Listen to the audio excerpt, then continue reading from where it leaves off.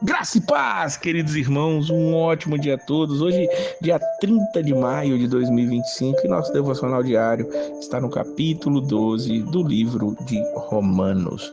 Paulo vai rogar aos irmãos, pela compaixão de Deus, para apresentarem seus corpos como sacrifício vivo, santo e agradável a Deus, que é o culto racional.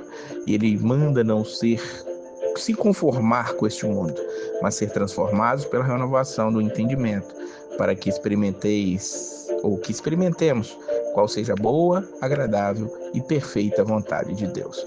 Paulo chama a nossa atenção aqui nestes versículos 1 e 2 para que nós possamos apresentar o corpo como sacrifício vivo ao Senhor. Claro, ele está tratando da mente, tratando do coração, e agora ele vai falar que o corpo também tem que ser apresentado. Não somente o corpo, mas também a nossa mente. Que nós tenhamos a mente transformada, que nós não nos conformemos a este mundo. Este mundo é um mundo corruptor, um mundo corruptível, é um mundo que quer nos levar ao erro, ao engano, é um mundo que não aceita a vontade de Deus, é um mundo natural que não aceita as coisas espirituais.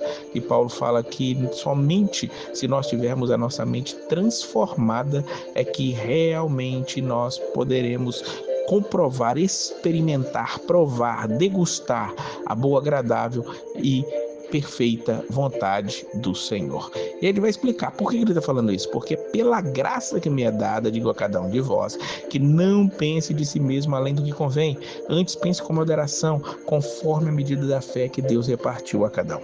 Veja que Paulo está dizendo que quando você provar a vontade de Deus, quando você cultuar ao Senhor, quando você transformar a sua mente, você vai entender que nós não pensamos de nós além do que é realmente. Realmente nós pensamos de nós muitas vezes acima do que nós somos. Nós temos um bom padrão acerca de nós, temos boas referências acerca de nós mesmos. Quando nos colocamos diante de Deus, vemos que não somos isso tudo, e uma renovação da mente vai trazer isso.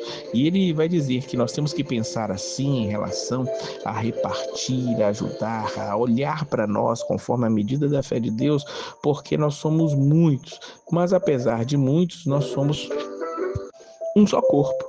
Somos muitos, mas somos um só corpo. Individualmente somos membros uns dos outros. Se nós não pensarmos de nós como convém, nós não vamos querer viver em comunidade. E Paulo está chamando a atenção, nós somos membros uns dos outros. Então, ele vai dizer, como somos membros uns dos outros, nós temos que viver juntos.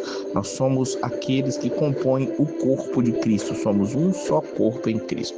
Ele vai dizer que apesar de muitos e apesar de sermos um só corpo, temos diferentes dons. E ele vai tratar disso dos versículos 6 a 8, de modo que, tendo diferentes dons, segundo a graça que nos é dada, se é profecia, seja ela segundo a medida da fé, se é ministério, seja ministrar, se é ensinar, se é dedicação, ensina, o que exorta, use esse dom em exortar, o que reparte, faça com liberalidade, o que preside com cuidado, o que exercita misericórdia com alegria. Veja que Paulo traz mais uma lista aqui de dons espirituais. Ele vai fazer isso também lá em 1 Coríntios, capítulo de número 12, no começo e no final do capítulo. Ele vai fazer isso também em Efésios, capítulo 4, e aqui ele diz algo interessante. Primeira coisa, nós temos que entender, tanto a misericórdia, quanto o repartir, o contribuir, quanto o presidir, o ministrar e o ensinar, são tão dons espirituais quanto a profecia, ou o dom de línguas que ele vai mencionar em Corinto.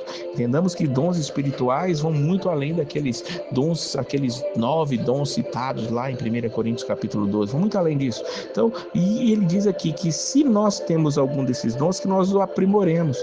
Profecia, segundo a medida da fé. Ministério, faça em ministrar. Se é ensinar, haja dedicação ao ensino. Então, Paulo está aqui qualificando aquilo que nós temos de dons. Deus nos dá, sim, mas nós temos que aprimorar. Lembra-se quando Jesus disse que ele deu a cada um segundo a capacidade e talentos, e aquele que enterrou o talento, ele foi lançado fora. Tendo que Deus te deu dons, e esses dons são para serem multiplicados, são para serem otimizados, são para serem usados para a glória de Deus. E aí aqui no finalzinho deste capítulo ele vai dizer aqui algumas marcas do verdadeiro cristianismo, nós podemos chamar assim. Ele vai falar no versículo 9 que o amor não tem que ser fingido. No versículo 10 ele vai falar para nós nos amarmos cordialmente uns aos outros com amor fraternal. Ou seja, o amor precisa ser aquele que demonstra real afeto, real cuidado um pelo outro. O amor, ele tem que ser cordial, tem que ser como um amor de irmão. Ele vai dizer para nós no versículo 11 que nós temos que ser fervorosos no Espírito.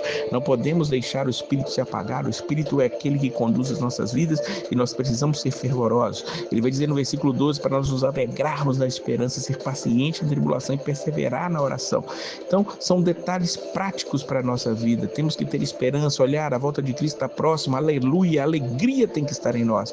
As tribulações são constantes, nós temos que ser pacientes, temos que perseverar em oração. A oração nunca pode ser deixada de lado. Ele diz no versículo 13 que nós temos que comunicar com os santos nas suas necessidades. Então nós temos também que chamar os nossos irmãos, tanto para pedir ajuda, quanto para oferecer ajuda. Tanto que nisso ele vai dizer no 15 para nós nos alegrarmos com os que se alegram e chorar com os que choram.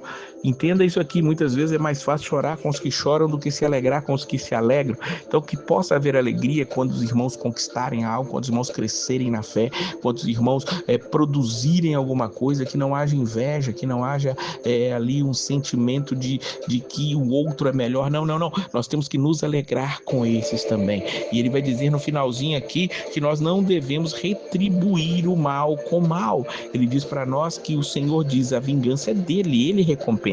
Ou seja, quando alguém te afrontar, quando alguém falar contigo, eu sei que você vai ouvir muitas pregações, tem alguém te magoando, tem alguém te seguindo, esse aí que está do seu lado, tome cuidado.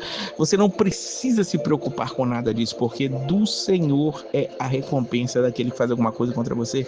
Você tem que olhar para dentro de você e tentar mudar, tentar perceber o quanto você pode ajudar essa pessoa. Por isso ele diz no versículo 20, se teu inimigo tiver fome, dá de comer, se tiver sede, dá de beber, porque fazendo isso amontoarás brasas de fogo sobre a sua cabeça. Você vai ter brasas de fogo, você vai queimar, ou ele vai queimar de vergonha por você estar fazendo isso. Talvez essa possa ser uma interpretação também.